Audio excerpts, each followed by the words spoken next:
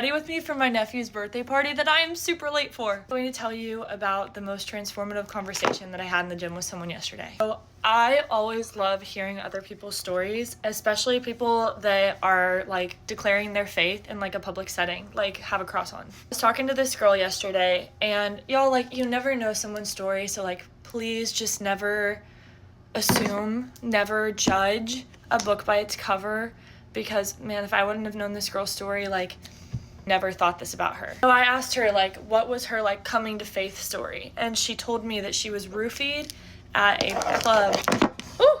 Roofied at a club a few towns over, and actually went into a coma because what she was roofied with had fentanyl in it. It was like basically dead. Had like 30 seconds left. I'm not really sure how long she was under. She didn't really go into detail with that, but she did tell me that it was terrifying and that she doesn't remember anything from like being in the coma. At this point, she wasn't really like super into her faith, and this is what her turning point was. That after she woke up, I guess her parents called the priest, and he called about probably close to 1,000 people to start praying for this girl. Literally a few days later, like, she woke up. She knows in her heart that those prayers are what helped her wake up, because she thought that she was like done. Like, after she told me the story in the gym, I was just in awe. I was like, I cannot believe that someone went through that. So just know that if you went through something similar and you're still here, I told her the same thing. God still has a plan for you. Like, you are a living testimony, and he wants you to go out and spread his name. Yes, she could have said that it was the doctors. Yes, she could have said that maybe it was like herself, but no, she said that she knows in her heart that all of those people coming together and praying for her are what woke her up. If you are going around and putting fentanyl in people's drinks, like, what? Why? After hearing that story, I'm like, I truly can't believe how evil the people in the world can be. And if you are someone who goes out, like, please have fun, but please be super, super, super careful with your drinks and who you get them from and where you put them.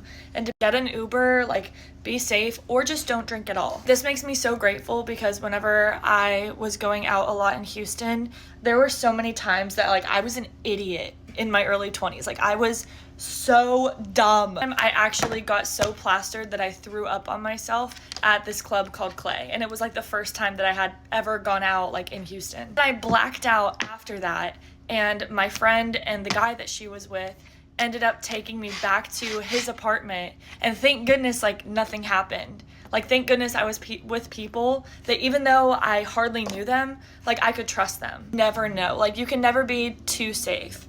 There was also another time that I was drinking after, I think, a semi-formal party, and I got, once again, plastered to the point where I was crawling underneath tables, after ping pong balls. A room of about like 30 people, I passed out on the couch, and a guy came up to me, picked my body up, and took me back to a bedroom.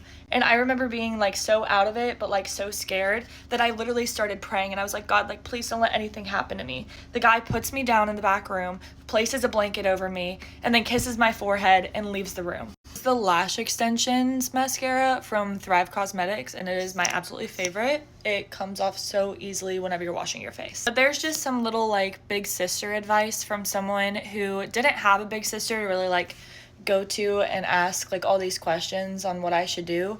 Like, I grew up with a brother who is 7 years older than me, and we didn't even grow up together. It has always been my biggest dream to like be a big sister. I was always begging my mom to like have another kid, even though she was like in her late 30s, and I was like, please, can you have another child? Please, can you and dad like go like do it? Obviously that didn't happen, but I did get blessed with some amazing nieces and nephews that felt like my little siblings growing up. And I also got blessed with a bonus niece through my brother's marriage. Remember that if you do have a powerful testimony and you feel like ashamed of it, and you feel like you can't talk about it, or you'll get judged, just know that that is the enemy talking to you. You don't know how your story is going to impact someone. You don't know how your story is going to get in the middle of somebody else's storm. I went and boxed with somebody yesterday that we will talk about at a later time, but he told me that he just went to the cemetery for the first time, like, ever. And I'm like, what? How old are you? And he's like 27. And I was like, oh my gosh. But he was like, yeah, I didn't realize that, like, it would have that vibe and like that effect on me. And I'm like, wow, like, what a beautiful human being you are. You just gotta put the little bit of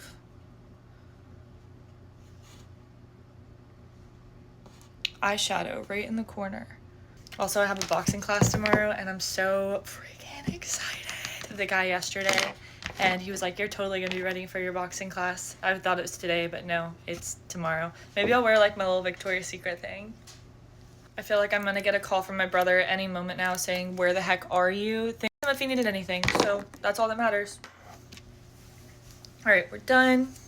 We're good. I'm gonna do anything with my hair.